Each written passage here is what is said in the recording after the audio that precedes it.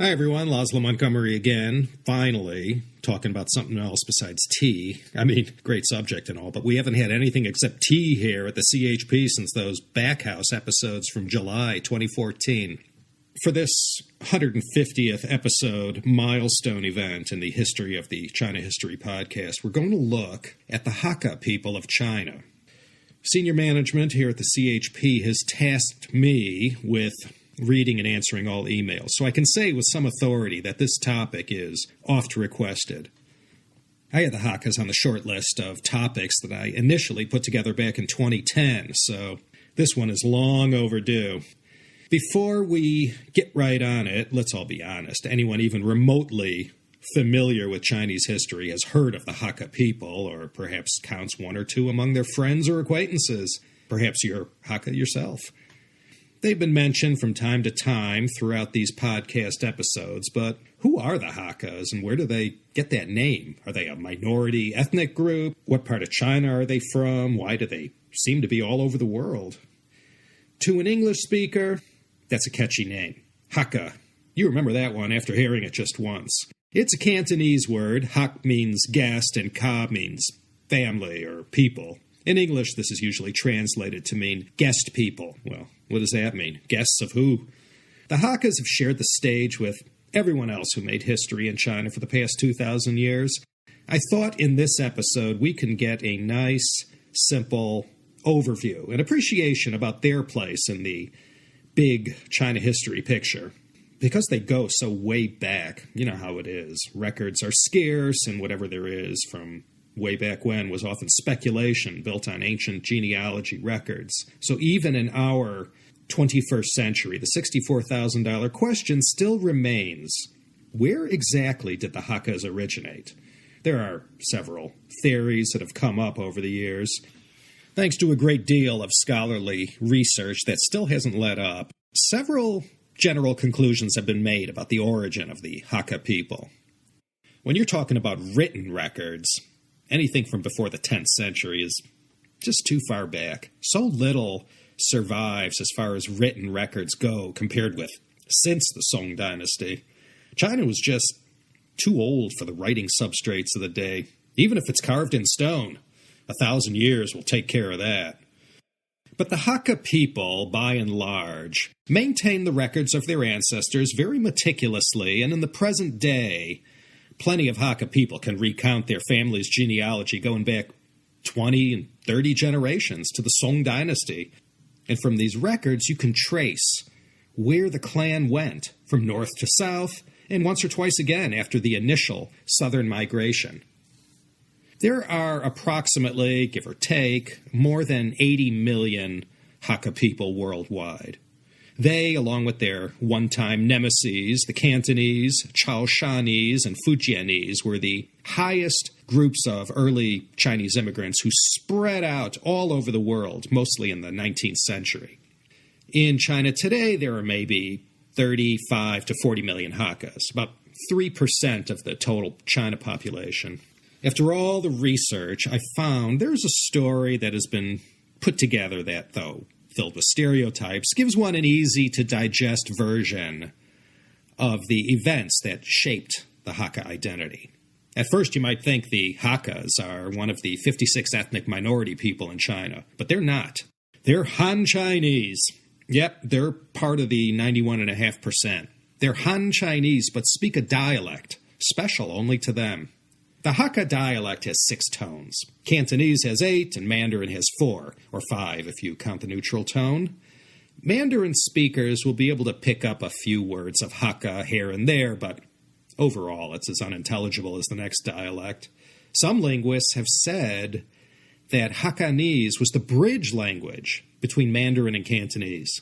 After reading that, I went on YouTube and pulled up a few videos of people speaking and singing Hakkanese, and I definitely could see why someone might say that. Hearing the Hakka dialect, it certainly isn't Mandarin or Cantonese, but it seemed as if it was something in between these two. Some historians, or Hakkas, claim that the Hakka dialect is the original Chinese from the most ancient times, and some take this even further by saying the Hakka are the true heirs to pure Chinese culture, because when they left the north at the end of the Western Jin, they were the only ones who kept the original culture and traditions of the Central Plain intact. The Han, who stayed behind, had their Shanxi, Henan, Shandong, Yellow River culture corrupted by the invading Turks and Mongols. The Hakka language is closer to the Gan group of languages than anything else. The Chinese character Gan is what you'll see on the license plates of cars registered in Jiangxi province, the land of Gan, where the Gan River flows and the city of Ganzhou is located. It's for this reason that some have postulated that the Hakka aren't from the north or north-central part of China at all. They're actually southerners from around Jiangxi. Again, there's no complete agreement on the origins of the Hakka people, except to say they were probably from the north. University of Oregon Center for Asian and Pacific Studies, Professor Mary Arbaugh, had written there are about 33 million Hakka in China who speak the Hakka language. 33 million. Not a small number. That's all of Australia's population, and Sweden, too. You could throw in Pitcairn Island in the Vatican City. One interesting thing I read was that Hakka was perhaps the language spoken during the Tang Dynasty. They say this because when you read Tang poetry in the Hakka language, all the rhyming patterns return that are missing when reading it in the Putonghua pronunciation. One of the problems regarding their origins is, like I said, not having much to hang your hat on as far as any surviving records regarding their exact origin. Most scholars agree they came from the heartland in China along the Yellow River, Shanxi, Henan, northern Anhui, and Hubei. Some versions say Henan and Shandong, but it was up where the traditional cradle of Chinese civilization was situated. If you recall from CHP episode 22, I discussed the story of Sima Yan and how at the end of the Three Kingdoms period he snatched power from the Cao Wei rulers and went on to defeat the kingdoms of Shu and eastern Wu. He founded the Jin dynasty in 280 CE, and for the first time since the Han, China was unified under one emperor. The Jin was divided up into the western and eastern periods. The western Jin, under founder Jin Wudi, set up their palace in Luoyang. So early in the movie, the founding emperor dies in 289. It was immediately all downhill from there, and the emperorship went from a bad emperor to a tragic one. And you'll recall that last Western Jin emperor, Emperor Min, this final Western Jin emperor's last chapter in life at the hands of his barbarian captors almost rivaled the Song Emperor Huizong as far as tragic and degrading went. Famine was rampant by the end of the Western Jin dynasty. Even the emperor lived on scraps. The reason for all this hardship was because of the Wuhu, the so-called 5 barbarian tribes, Xiongnu, Jie, Xianbei, Di, and Qiang. These guys surrounded China to the north and west. You remember from past episodes, they had been the scourge of China since the Han Dynasty.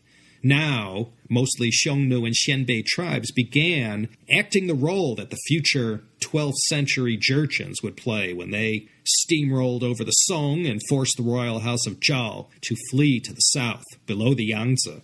In 311, the Western Jin were booted out of Luoyang and the capital was sacked.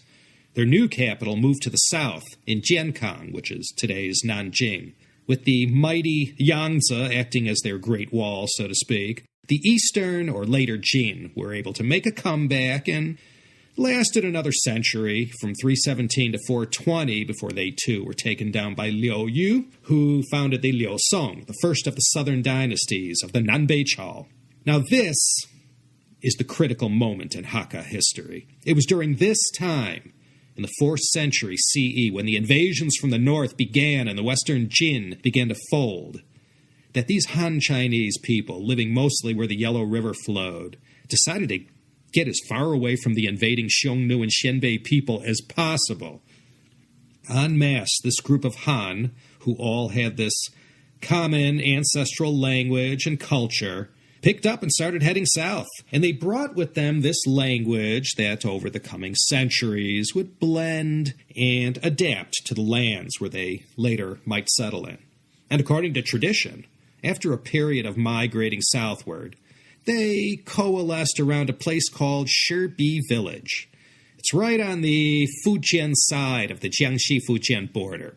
That was their Yan'an, so to speak. This place, Shibi Village, is what many who call themselves Hakka refer to as the Zudi, Ninghua County in Fujian. The other ancestral place not too far away to the south, maybe 2 to 3 hours from Shibi by car, is Tingzhou, or present-day Changting. These are two rather sacred places in Hakka history. There are two popular versions about the number of migrations and when the Hakka people made them.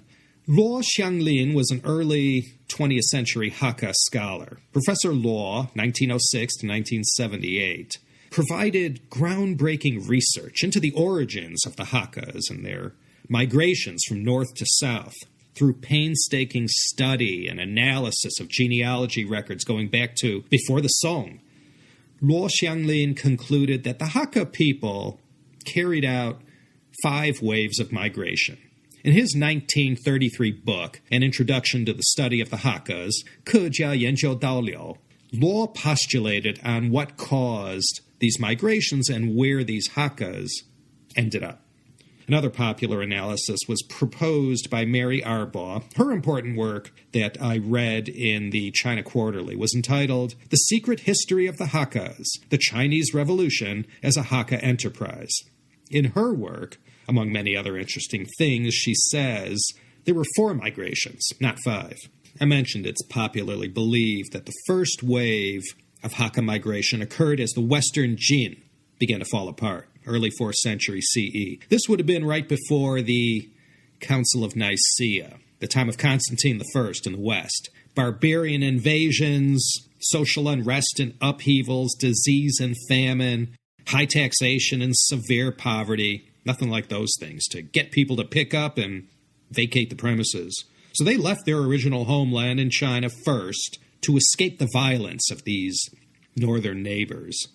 When people started fleeing the north, it wasn't just the Hakka people. There were other aristocrats and commoners from all over North China who were packing up and heading south. Not every single Han Chinese bolted from the north. That was impossible. Most had to look at their meager options and choose to tough it out rather than migrate and face an uncertain future. Another migration of Hakkas from the north happened towards the end of the Tang Dynasty, due mainly to the turbulence caused by the Huangchao uprising from 881 to 884.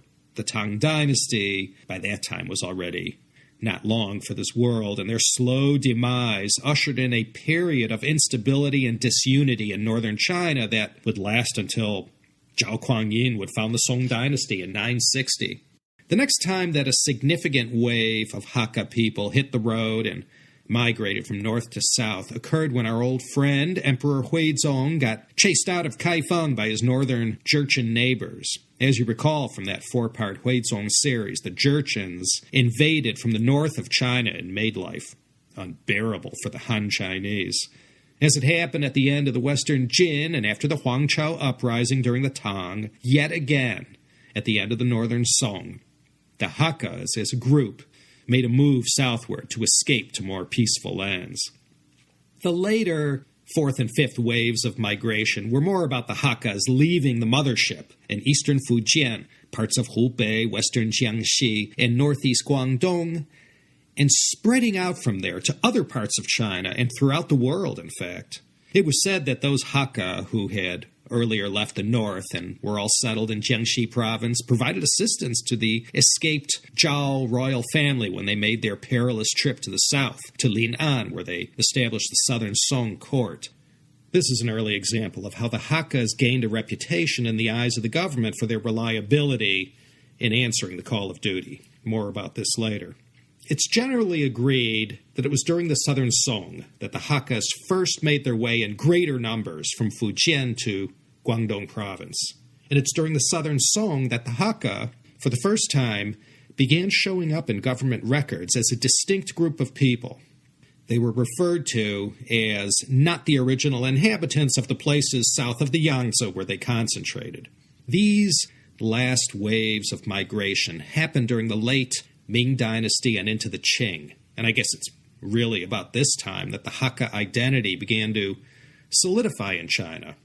Before, they had run for their lives, chased by fierce northern Turkic and Mongol armies. Now, after they had carved out a new home for themselves in the south, henceforth, they'd be running from and sometimes facing down their fellow Han Chinese. In addition to the usual causes for migration, a rather large explosion in China's population in the Ming and Qing put even further pressure on available agricultural lands. The Hakkas, if you could say anything about them, were natural farmers. Although millions emigrated overseas and engaged in all manners of muscle jobs and other professions, for the most part in China, they farmed. The Hakka dream was that one son might rise through the system to become a government official. Education was a Hakka priority. And although the deck was often stacked against them as far as becoming an official, many Hakka scholars performed well enough in the civil service exams to go on to careers in the government. But short of that, agriculture was the primary Hakka profession. They knew how to do that well, and it didn't matter how poor the growing conditions were. Hakka farmers were notorious for being able to farm any land, no matter how high up in the mountains they had to farm. They were, by the early Qing, well known for their toughness and reputation for moving about and acting as pioneers, developing new vacant lands. If you recall from previous CHP episodes, after 1644, when the Manchus took over and founded the Qing dynasty, the most famous holdout to Qing authority was Zhang Chenggong, better known as Kaxinga. From his Taiwan base, he kept up the fight against the Manchus. His objective was to overthrow the Manchus and restore the Han Chinese Ming dynasty. So much pressure had Kaxinga caused, raiding the Guangdong and Fujian coast, that the Kangxi Emperor in 1662 called for an evacuation of those coastal areas. Everyone who lived there had to move inland, 50 li. That's about 19 miles.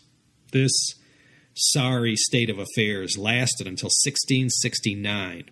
It was a disaster for the people there who were all farmers and fishermen. Nothing could have been more disruptive to their lives. The Cantonese were hardest hit by this evacuation decree. During the period of this ban, all manners of natural disasters had hit those areas hard. I read about 90% of the Cantonese affected by this Qianhailing, as it was known, perished and were not able to return when the coast was finally clear. Either there was nothing to return to, or the people had perished from all the blowback of the Kangxi Emperor's edict. That became the root of a very big problem. When the Kangxi Emperor called the whole thing off and permitted everyone to return from where they came, the officials in the imperial palace were alarmed to discover that there weren't enough people left in the region to repopulate the vacated coastal areas. The original inhabitants, the Bandi as they were known, at least in Mandarin, had mostly died or moved elsewhere. The word went forth from the imperial palace to recruit people and to offer government incentives to migrate to those areas, mostly along the Guangdong northeast coast. This was from about the Chaozhou Shantou area north along the coast. The Hakkas enthusiastically answered the government's call, and they began to settle these areas and put them back together after all the devastation wrought by all those years of everything nature could throw at the South China coast. Well, I read everyone sort of got along for a while, but it didn't take long before the Bandi and the rather recently arrived Hakkas came to blows.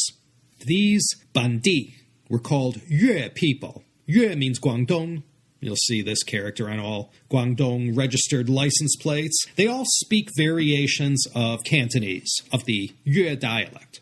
So right off the bat, these two neighbors, the Bandi, the local Yue people, and these newly arrived guest people, these Kejiaoren, or Hakka, as Kejia is pronounced in Cantonese, lived side by side But animosities brewed over the circumstances of the Hakka's sudden and overwhelming presence in these traditionally Yue lands.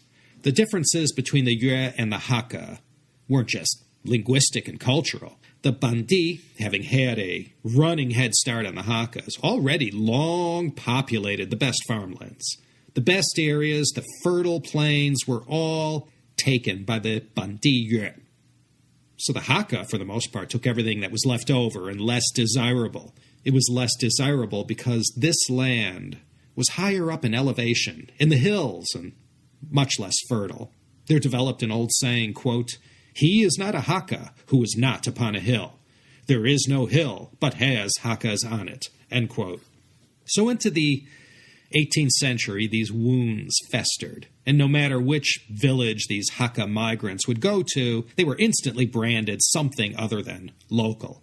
No matter where the Hakkas went, Hunan, Guangxi, Sichuan, Hainan, Taiwan, and most of all, Fujian, Jiangxi, and Guangdong, they were called Hakka for a reason, even though they always came in relatively large numbers and stuck to themselves. The Bandi, the local people, derided them, and a kind of prejudice against the Hakka people was created that was handed down from generation to generation. And at first, this word Hakka was a Cantonese derogatory term. They weren't trying to sound polite, calling them guest people.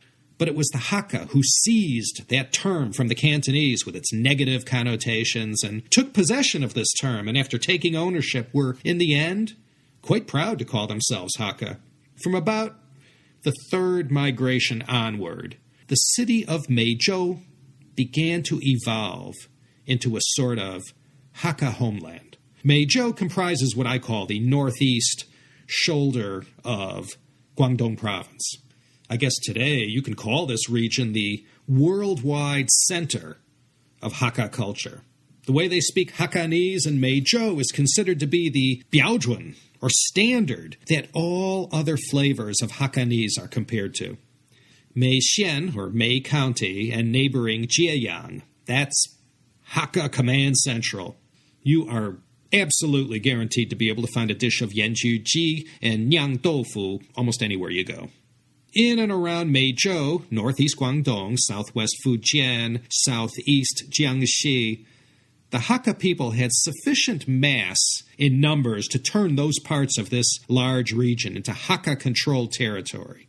But elsewhere, the Hakkas were always the new family on the block, and not having that common language or common tradition as the Bandi and eating their unfamiliar foods, invariably they were, more often than not, rejected by strangers who found the Hakka presence in their own ancestral lands offensive.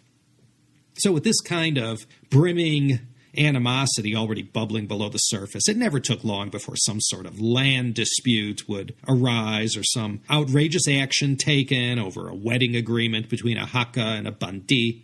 And the littlest things would flare up into these Hatfield and McCoy feuds overnight and would last for years or never get resolved.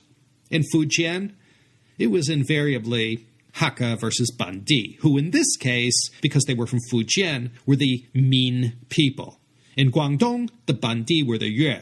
These weren't the only groups of people often hostile to the Hakkas, but because the greatest concentration of Hakka people was in and around the lands bordering northern Guangdong and southern Fujian, it was these rivalries that are best known. The worst Bandi-Hakka violence, however, would be seen in the West Pearl River Delta during the bloodiest years of the Bandi-Hakka clan wars, or Tulou Xiedo, between 1855 and 1867, about 12 years. Partly concurrent with the Taiping Rebellion, there occurred a series of conflicts that, in the end, left 1 million people dead. I think I mentioned this upheaval in a previous episode where I discussed why so many Taishan people, in particular, got up and left their happy and bucolic homes in the West Pearl River Delta.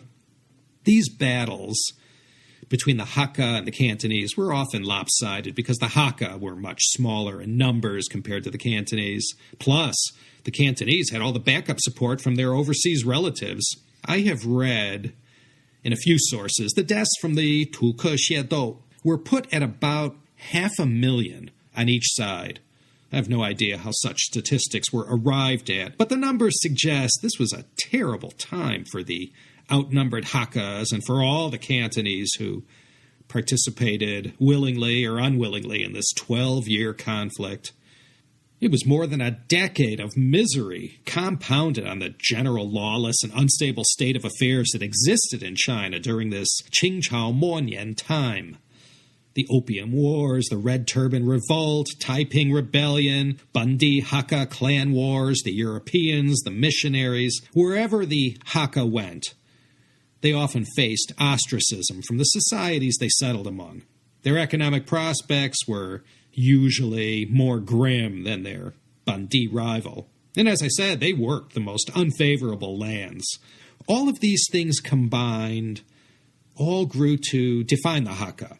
Hardworking, not afraid to take on any challenge, quick to adapt, and not afraid to pick up and move to some destination unknown. The Yue and the Min didn't get along with them, and the insults traded back and forth were pretty vicious. The Hakkas were painted by the Yue and Min as barbarian and not pure Han. Their Yellow River origins were not acknowledged, nor was their ancient scholarship and more accomplished ancestors. There was plenty of disrespect heaped on each other, and both sides gave as much as they took. After the foreigners, beginning in the 1840s, barged their way into China, hundreds and hundreds of missionaries flocked to China and were free to roam the countryside to do their work. The missionaries and the oppressed Hakka people seemed made for each other. The missionaries were attracted to the Hakkas and reaped a halfway decent harvest as far as Christian converts went. So successful were they amongst the Hakka that the Hakka represented a disproportionate amount of the total number of converts in the areas the missionaries resided. An oppressed and distressed Hakka might find something attractive in what the missionaries preached. Converting to Christianity wasn't a bad thing at all, but it did upset the traditional social dynamic wherever it happened. On the one hand, some say the Christian missionaries came in and corrupted the pure Hakka culture. On the other hand, the missionaries who did their work in Hakka communities were instrumental in promoting health and education and in sending many young Hakka men to England to study on scholarships. Sometimes Westerners didn't mean to, but they ended up getting caught up in all manners of local politics, and it wasn't rare to be involved in one way or another in matters concerning Bandi and Hakka. The missionaries have also been accused of fueling the myth of the stereotypical Hakka, and they didn't shy away from influencing foreign opinions regarding the Bandi Hakka clan wars. There was constant intermarriage and interaction between Hakka and Bandi. Not in every case was there conflict. Another indirect aspect of the introduction of the Christian missionaries beyond the treaty ports saw the rise and fall of Hongxiuquan. This self-styled brother of Jesus Christ is going to have his own ideas about Christianity and revolution in China. Hongxiuquan and his followers built and managed an enterprise called the Taiping Heavenly Kingdom. And this Taiping rebellion that follows in its wake will not only almost bring the Qing dynasty to its knees and running to the arms of the foreign powers for protection, it will directly and indirectly lead to the death of 20 million people. And there was no estimation on how many tens of millions survived the upheaval, but who suffered terribly due to the conflict that lasted from 1850 to 1864. After listening to enough of these podcasts, everyone knows China had a very, very rough century from 1850 to 1950. From the years leading up to the Taiping Rebellion and immediately afterwards, China, especially from Shanghai south, was going through cataclysmic changes. Central authority had broken down by this time, and for the mass of the peasantry, it was every man for himself. The bad thing about these post-Taiping Rebellion times, as far as the Hakkas were concerned, was that the one primarily responsible for the whole cataclysm was Hongxiuquan and his God Worship Society followers. He was a Hakka. and all the earliest converts to his brand of Christianity were all Hakkas. And the whole Politburo and Standing Committee, so to speak, of the later Taiping Heavenly Kingdom's government were mostly all Hakka. So after all the suffering throughout the land, and after so many people lost so much, it was only human nature that people sought out a scapegoat, and most eyes turned in the direction of the Hakkas. And many Hakkas found themselves in the 1860s and 70s having to carry that cross for the Taiping Rebellion debacle. And not only that, during the Red Turban Revolt that led to the Taiping Rebellion, the Hakkas had gained a reputation for aiding the Qing government in tracking down suspected Yue rebels. The enmity between the Bandi Yue and the Hakka ran deep on many levels. The Hakka as a people got a lot of dirty looks due to their heavy involvement in the Taiping Rebellion, but later history will record that their role in creating the Chinese Republic and overthrowing the Manchus will also be very conspicuous. As you might expect from all these social and economic pressures, this caused yet another wave of Hakka migration. The Hakkas joined the Cantonese, the Chaozhounese, the Hokkien, and others who left China to the Americas, Australia, Europe, Southeast Asia, and Africa to work the mines and plantations and build the railroads. And all across Southeast Asia, the Hakka people carved out enclaves and built lives for themselves and never skipped a beat as far as adhering to their Hakka language, culture, and traditions. Theirs was a portable culture. They took it with them wherever they went. Its earliest roots were planted along the Yellow River in the cradle of North China civilization and were transported to places in Fujian, Jiangxi, Guangdong, all the way to Sichuan. And now, in the aftermath of the Taiping Rebellion and in the face of so much hardship in a China that was so down on her luck, the Hakka spread their wings and migrated to places both near to and far from China. They were different from other groups of Han Chinese. The Cantonese, the Xiang, those were the people from Hunan, the Shanghainese, the Min, the Chaoshan people of Chaozhou and Shantou, all these major linguistic groups of southern China with their distinct language and culture were all more or less associated with a single area. Their culture, their language, and their history were all tied to these lands where they predominated. But not the Hakka.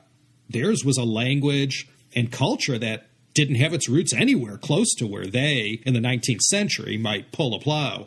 Meizhou was their homeland, but it was an adopted homeland. The center of Hakka gravity was that region where three provinces came together, Guangdong, Fujian, and Jiangxi. But the Hakka people could be found all throughout southern and southwestern China.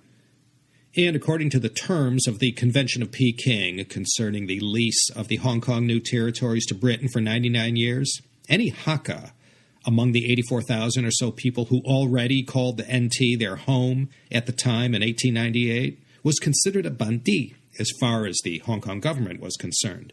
And the Hong Kong Bandi had special rights that the rest of Hong Kongers didn't have. They held special rights to their lands. They can bury their dead in the hills. They had special rights regarding management of their property. They could act as the role of judge and jury in matters regarding their kinship affairs. In this example, a Hakka could also be considered Bandi if they had gotten to certain places early enough.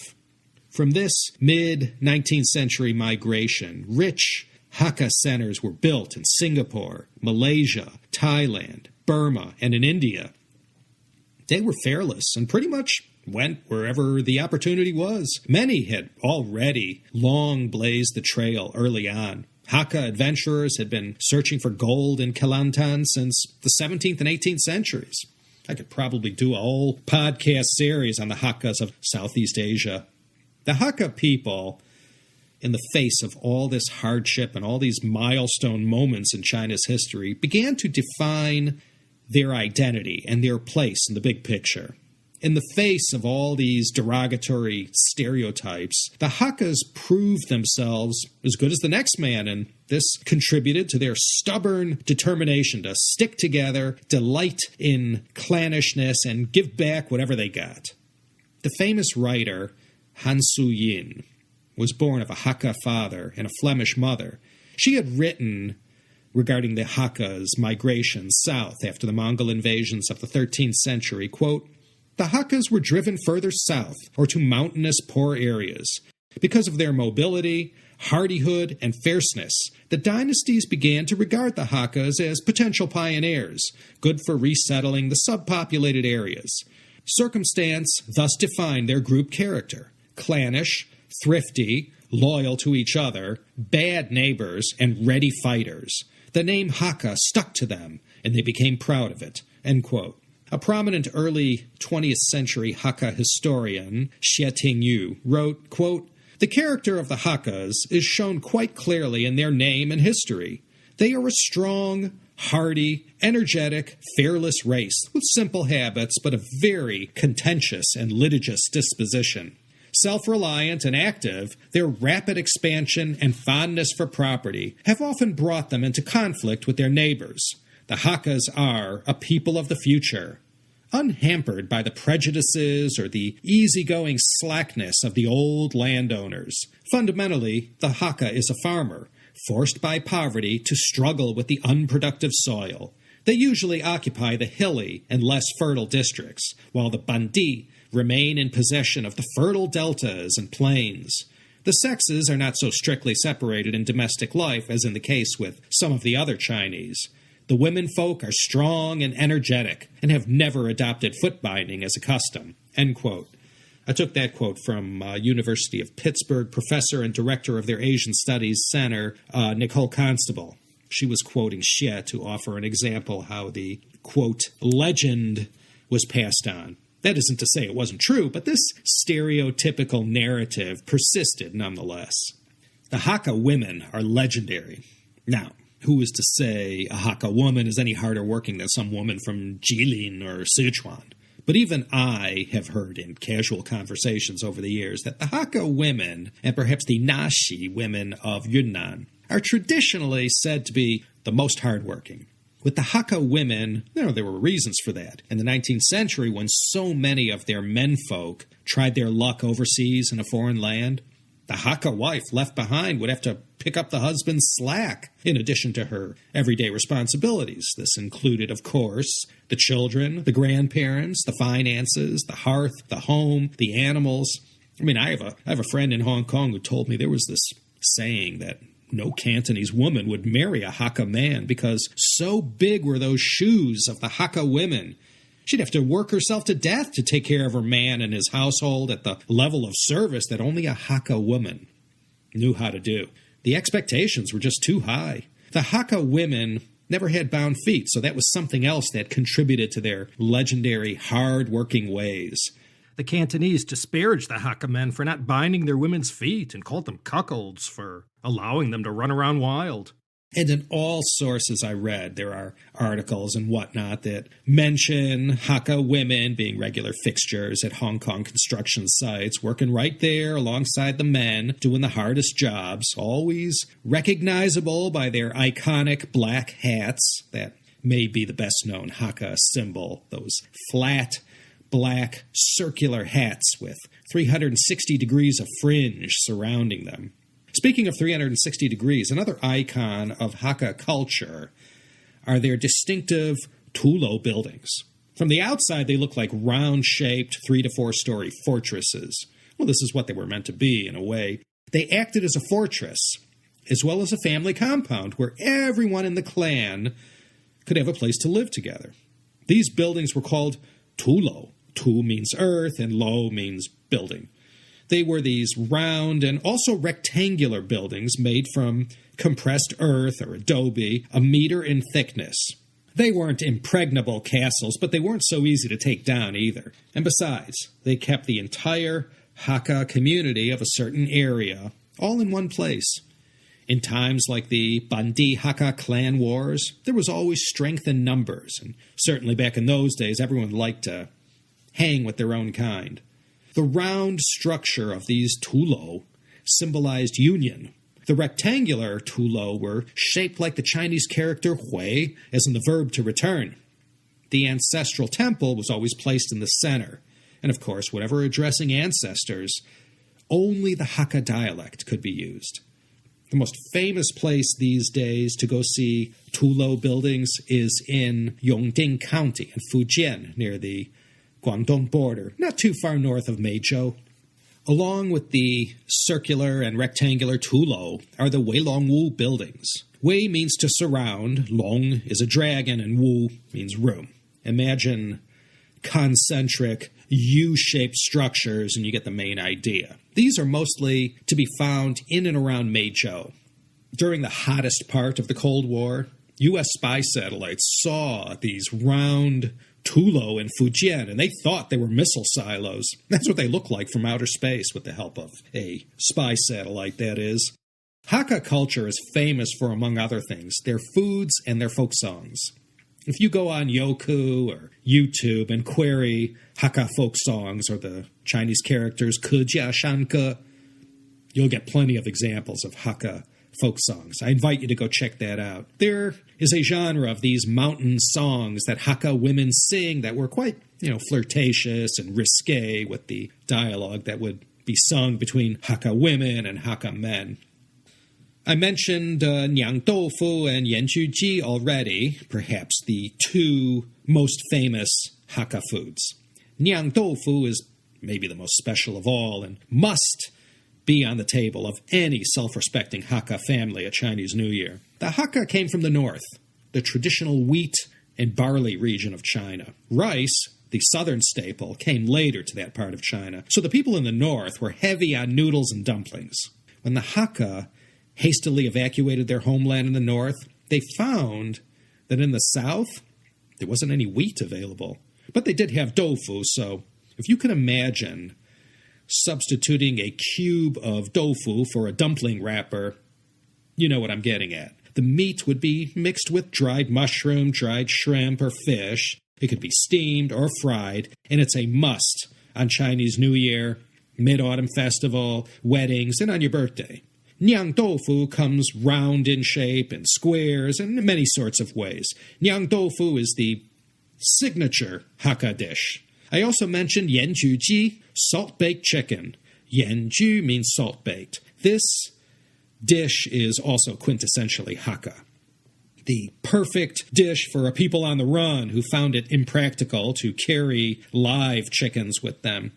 Salt, from the earliest times in human history, was used as a preservative, thanks to how it worked against bacteria, mold, and spoiling. Because of the way sodium chloride was, it sucked out all the moisture through osmosis, and without any moisture, no bacteria could reproduce. A 20% concentration of salt will kill most bacteria and any sort of microbe that a Hakka on the run might encounter. Seawater is only 3.5% salt. Hakka salt-baked chicken is baked inside this layer of rock salt. And authentic yanjuji takes a long time to prepare and make. Hakka pounded tea, their lei cha, is another unique Hakka specialty. I neglected to mention this in the History of Tea series. This tea, of which there is a Hunan version as well, consists of tea leaves, herbs, peanuts, pine nuts, or one or two other kinds of seeds or nuts. Some puffed rice or wheat is also added. It's not a tea meant for a tea ceremony. It's more like a soup than anything. It comes in sweet and savory versions. Lei cha's history goes back to the Han Dynasty, Three Kingdoms period. You can get this wherever Hakka people congregate in big numbers. It's a common food of Singapore and Malaysia as well. You could buy it instant in these easy-to-serve foil packages, too. Hakka oil paper umbrellas were also something they did especially well and were also renowned for in their day. And Hakka styles of kung fu were great contributions to Chinese martial arts. Mary Arbaugh pointed out in her book about revolution as a Hakka enterprise, Sun Yat-sen was Hakka, and so were many of his lieutenants during the lead-up to 1911. In addition to this, she said, quote, "The Hakka are an impoverished and stigmatized subgroup of Han Chinese, whose settlements are scattered from Jiangxi to Sichuan. Socialist revolution meshed well with the Hakka tradition of militant dissent, so that their 3% of the mainland population has been 3 times more likely than other Han to hold high position. 6 of the 9 Soviet guerrilla bases were in Hakka territory, while the route of the Long March moved from Hakka village to Hakka village. In 1984, half the standing committee of the Politburo were Hakka. End quote. Famous Hakka? Well, I already mentioned Hong Xiuquan, Sun Yat-sen, Han Suyin. The list is quite long. The Hakka Hall of Fame, of course, is Deng Xiaoping. He's pretty high up and important. He played down his family's Hakka origins, but he was Hakka, according to Harrison Salisbury, who heard it from Yang Shangkun. Yang had told Salisbury that Deng was descended from Meixian Hakkas. Singapore's former PM, a legend in his own time, Lee Kuan Yew, famously Hakka. In CCP history, there's Zhu De, Ye Jianying, Su Yu, Chen Yi, Hua Guofeng, Hu Yaobang, Guo Moro, all Hakka. Liu Bochang and Nie Rongjun maybe were Hakka, but this hasn't been proved. Zhang Guotao, Mao's rival for power in the 1930s, Hakka. There was also Ouyang Xiu, who we covered in episode CHP 71. He was a Hakka who rose to great heights in the Song government. How about Aubun Ha and his brother Aubun Par? They brought us tiger balm oil. They're also a topic that made it to the original list I came up with almost 5 years ago. Still haven't gotten around to them yet. Fascinating story. Hey, and veteran actor and coolness personified, Zhao Yunfat, Hakka ancestry too. Ye Jianying, by the way, was from Meixian, the worldwide corporate headquarters of all things Hakka. So he was considered during his lifetime somewhat of a poster boy in China of how high up a Hakka might rise. There was a time in the 1980s when the leaders of Singapore, Taiwan, and China were all of Hakka descent. Lee Kuan Yew, Li Denghui, and Deng Xiaoping. Charlie Song, he was a Hakka. That made all his famous children, Song Ailing, Song Qingling, and Song Meiling, and TV Song, all Hakka too. It was that Hakka bond that tied Charlie Song to Sun Yat-sen and Sun's vision for a modern Chinese republic. The list of Hakka greats from history goes on, but after looking at my watch, I can see we're now into stoppage time, so I'll cut it short right here.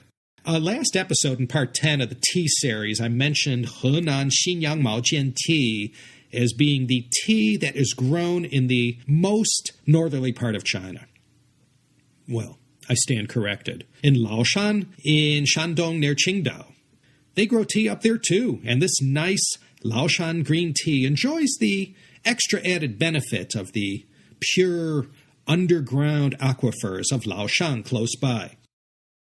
So thanks to Wen Laoshi for pointing that nugget out. Hey, Wen Laoshi is from Qingdao, so of course she wasn't going to stand idly by and allow me to falsely proclaim that the most northern grown tea in China is in Xinyang and Henan. I mean, she had to stand up for Shandong province and say something. That's it. Until next time, this is Laszlo Montgomery signing off from a secret location in beautiful, sunny Southern California.